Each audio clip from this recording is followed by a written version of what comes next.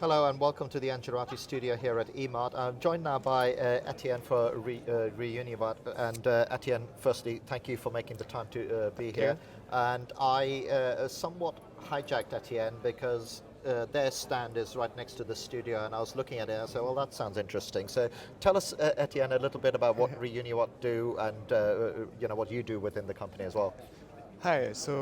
Reuniwatt is a startup company originated from La Réunion, which is an island in the middle of the Indian Ocean, close to Mauritius. It's actually a French island, and we are a startup company, about like 20 people, working on solar power forecasting. Okay. So solar power forecasting is kind of critical to this world, right? Because the sun shines when it wants to shine, clouds come along, and suddenly a whole solar array can dip in power output and all that sort of stuff. So the reasons to have solar power forecasting are pretty obvious, but how do you actually go about predicting it, and how accurate are your predictions? Okay, as you said, it's really important to forecast the amount of solar energy that you can put into the grid, and this is an information that all the energy stakeholders require, including like in this at this exhibition the solar traders, but grid operators as well, uh, solar producers and other key stakeholders. So in order to predict, we use a blend of information coming from different sources. So classical weather, numerical weather simulation, but also we use satellite images, raw satellite images, on which we perform some image processing algorithms, and we also observe the clouds from the ground using sky imagers.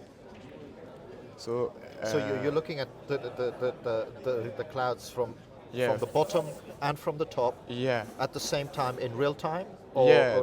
yeah. In real time, we collect all this information, and it enables us to provide forecasts from a time range going from 1 minute ahead to several days ahead, like at least 1 week, and for a diverse spatial resolution. We can the ground cameras are of use for single sites, but we can also predict the power output for the whole Germany, for example. Right.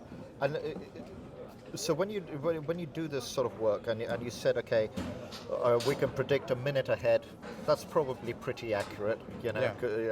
and then as you start going further down, maybe 10 minutes ahead, you're still pretty accurate.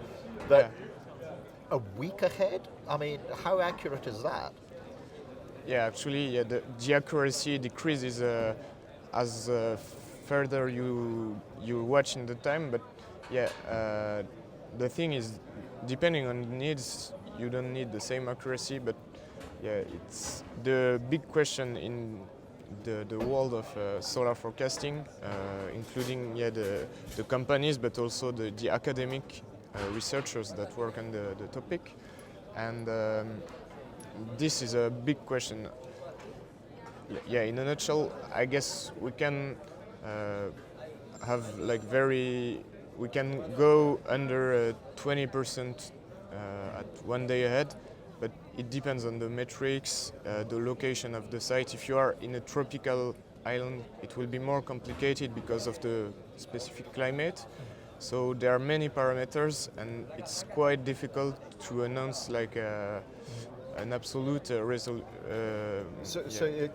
you in effect saying that actually the week ahead forecast doesn't need to be 100%, it needs to be good enough for the use case? So it needs to Yeah. be good enough for um, whatever the use case is, whether that's an energy trading forecast use case and so on. But let's, in the sort of short time we have here, let's bring it back to this energy trading world, right? Yeah. What is it that this world needs from organizations like yours? I mean, I I would imagine they don't need the minute ahead forecast, but what is it that this world is looking for? Yeah, actually, for solar, for trading of power trading, we can offer like solar forecast for day ahead trading. Actually, it's only for spot market, mainly for spot market, because yeah, they will have to adjust the volumes of their balancing areas, or if they want to perform like a directional trading to predict the evolution of the prices, they use day ahead and intraday forecasts. So it's for basically. And what sort of accuracy are they looking for? I mean, what do your clients typically ask you for? I mean, to say, listen, we need to be at 80%. We need to be Yeah, actually, yeah. How good is good enough? The more accurate, the better, as always. But yeah, we can, as for us, we can like offer more than 90% accuracy for day ahead forecasting, especially for a whole country. It's more accurate than for a single plant. And for Germany, I guess for Germany, 1 day ahead, we can be more than 95% accurate for deep. So you could predict those days which were announced last year where Germany did 95% renewables. You knew about that the day before it happened. Yeah, actually, we knew it, and it's an interesting use case because, these days, forecasting would have enabled savings of millions of euros. And also infrastructure, issues. But if you know that this is going to happen, I would imagine that having a 24-hour warning would help you from balancing and all that side of things.